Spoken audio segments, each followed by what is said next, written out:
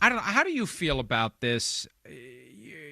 I grew up in the 70s. You grew up in part of the 70s. Back in those days, it was Pete Rozell's nightmare. He hated the idea that a small handful of teams ran the league. And week in and week out, game in and game out, when you watch football now, it's not 53-10 like it was in the 70s where a really good team would just destroy a really bad team, and there were plenty of both.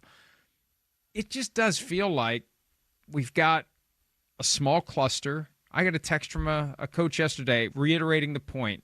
There's maybe 10 teams that you have to worry about, if that many. The other 22 don't know what the hell they're doing. And of the 10 that you have to worry about, what's the Lions, the Eagles, the Chiefs, the Bills, the Ravens, right? Is it that many? The Bengals? I don't know. There just aren't that many teams that feel like true contenders to me. You didn't put the other NFC North teams in there. You didn't put the Vikings in, the Packers. Well, first of all, we got to see if J.J. McCarthy can play.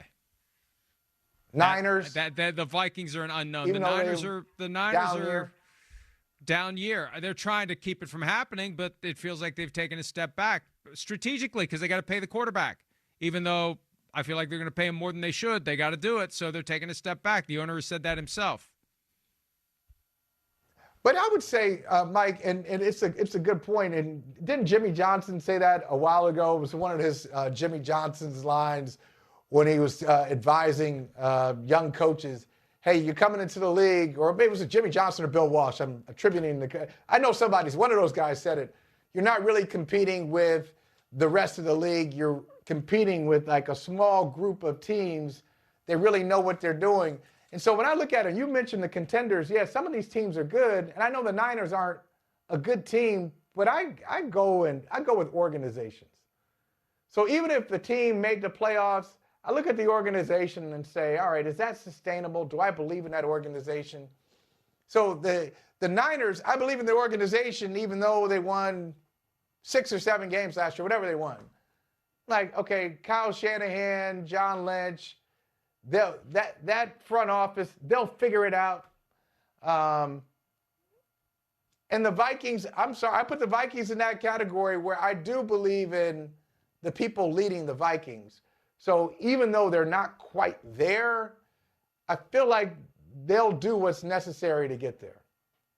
And those teams, those two specifically, are good examples of, and I want to choose my words carefully here, there are certain teams that are low-key dysfunctional at the top, and they have a coach who covers it up. But it always rears its ugly head at some point. And in San Francisco, it has something to do with the unwillingness to pay until it's like it's kind of like the Cowboys, but it's different than how the Cowboys do it, because at the end of the day, the head coach bangs on the door and gets the deals done. It's like, we should have just done this a while ago. Why are we playing this game? In Minnesota, I think it all traces back to, and I've harped on this before, and hey, I got a lot of respect for the Wilfs, but you got to have an owner in the building every day. That doesn't mean you got to have an owner in the building with a spoon in the stew every day, but you got to have presence every day. If you don't have presence of ownership every day as your main base of operations, you got the potential for stuff to creep in. And there's been a vibe in Minnesota, especially with the Sam Darnold, J.J. McCarthy. Who are they going to keep? What are they going to do? People who were dealing with the Vikings came away concluding, who's in charge. That's not good. So the reason that I'm hesitant, Michael, is because there's only so much the coach can do to beautify some whiffs and hints of dysfunction higher in the organization. And that's why with both these teams, like they're in the maybe category for me because of that. No, it's a great point. Ownership is huge. I had an opportunity to talk with your friend and mine, the great Peter King, a couple of weeks ago.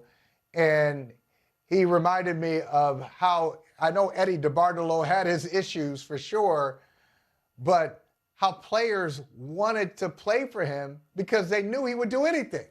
He'd do anything, whether it was the food, the travel, sometimes paying under the table, sometimes kind of trying to get around the salary cap when they finally had a salary cap in the mid-90s to do whatever he could to win. And that stands out. And so you have great ownership. That goes a long way. That's why I don't put the Bengals on the list. I've just got too many questions about ownership. I love Joe Burrow and everything he can do and their offensive wizardry.